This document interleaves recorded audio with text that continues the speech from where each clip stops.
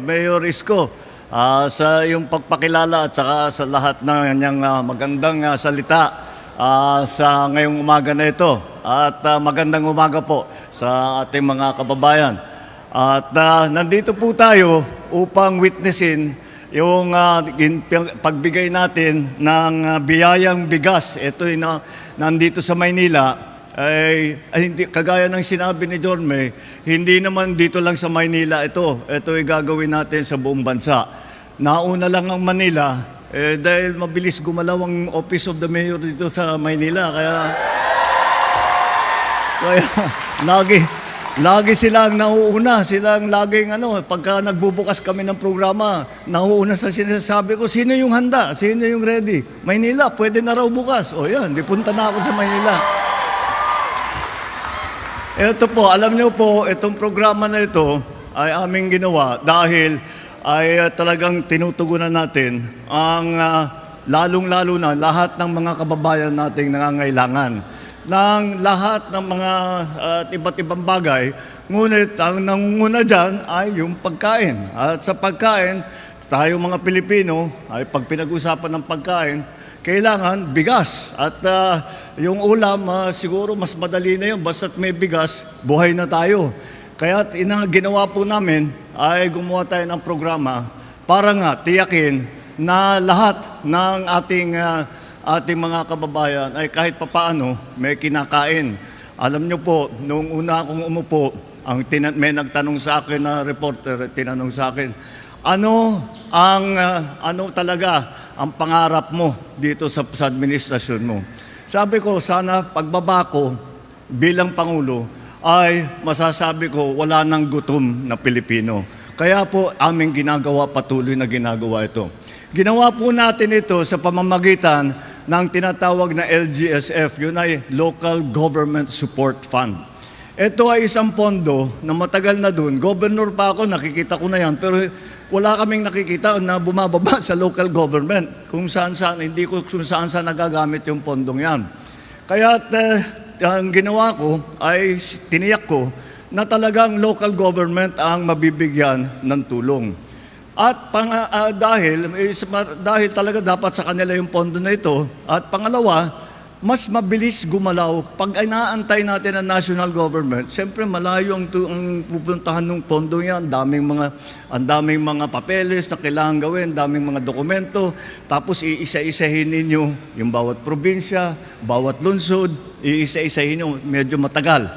Kaya sabi ko, ba't di na lang natin bigay yung pondo sa ating mga local government? Sila na ang bahala at silang on the ground. Tama naman ang nangyari. Nakita naman ninyo, pagbaba ng pondo sa ating mga LGU executives, ay agad-agad ay nakikita natin ang resulta. Nandyan na ang ating pagbigay ng biyayang bigas para sa ating mga kababayan. Lalong-lalo na sa mga talagang nangangailangan. Sa kasalukuyan, today is April 15, ay nakapag-release na ang national government na halos 15 bilyong piso para dito sa programang ito. At dito sa Maynila, ang magiging benepisyaryo dito ay mga 80,000. Tama ba? 80,000 ang magiging beneficiary dito. Ang programang ito ay magbibigay nitong 10 kilo na bigas 6 na beses sa isang taon.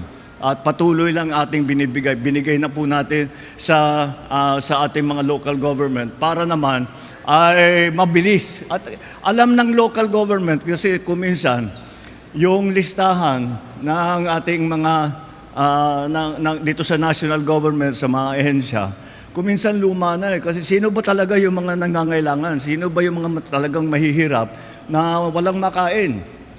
Kuminsan yung listahan namin, medyo nahuhuli. Sabi ko, naging governor nga ako. Sabi ko, alam namin yan. Araw-araw namin ginagawa yung listahan na yan. Kaming tanungin ninyo. Kaya ganun na nga ang ginawa namin. Tinatanong namin ang mga LGU executive para ang LGU executive ang nakakaalam kung saan pupunta, sino ang nangangailangan, paano pabilisin ang pagpaabot ng tulong sa ating mga mahal na kababayan. Kaya po, ito po ang simula. Kagaya ng sabi ko, nauna ang Maynila, ngunit patuloy po ito at saka buong bansa ay mabibigyan natin. Nataon naman na nagkaroon ng krisis pa sa gitnang silangan sa Middle East. Nakita naman natin ang pangyayari ng kagera, nagtaasan ng presyo ng langis. Alam naman natin, pag tumaas ang presyo ng langis, sabay-sabay, lalong-lalo na ang pagkain. Kaya yun ang binabantayan namin na mabuti. Na kahit papano, na yung hindi ganong kabigat ang magiging epekto sa taong bayan. Yun ang aming binabantayan. Kasi wala tayong magagawa doon sa presyo ng langis. Ngunit sa presyo ng pagkain, yun, meron tayo magagawa. At nataon nga itong programang ito. At sana po ipapagpatuloy nga natin ito. Sana po ito'y makatulong sa ating mga kababayan. Sana po ay kahit papaano matupad ang aking pangarap na pagbabako bilang Pangulo, wala na pong gutom na Pilipino. Maraming salamat po. Magandang umaga po sa inyo lahat. Maraming salamat po, mahal na Pangulo. Sa puntong ito, inaanyayahan po natin ang ating Pangulo upang magtungo sa ibaba ng stage para sa photo opportunity kasama ang ating mga benepisyaryo.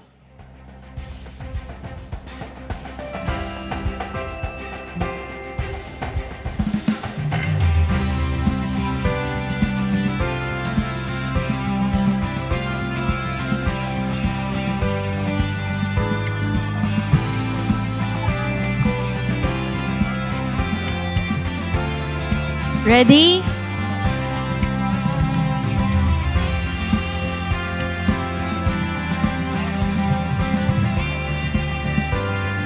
May we invite everyone po na tumayo at samahan ang ating Pangulo para sa isang photo opportunity.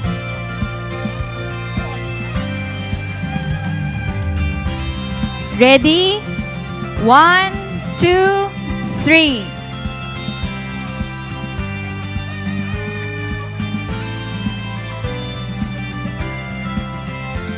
Maraming salamat po muli, mahal na Pangulo. Muli, mga kababayan, ang Pangulo ng Republika ng Pilipinas, His Excellency Ferdinand R. Marcos Jr.